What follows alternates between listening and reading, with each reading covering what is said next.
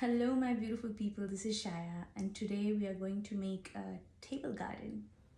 And I'm so sure it's gonna make you forget about flower vases. I'm going to be working on a very interesting concept of combining the rainforest and a desert landscape together in one pot. So let's get our hands dirty. I'm going to start by using a 12-inch wide pot and fill one of its halves with regular potting mix and the other half with succulent mix.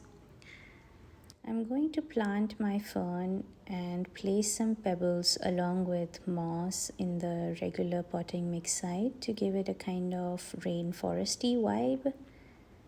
And on the other side, I'm going to plant my succulents and cover the base with sand and gravel to give it a more sandy desert vibe. And to add more character, I'm going to finish it with a piece of driftwood. And that's it.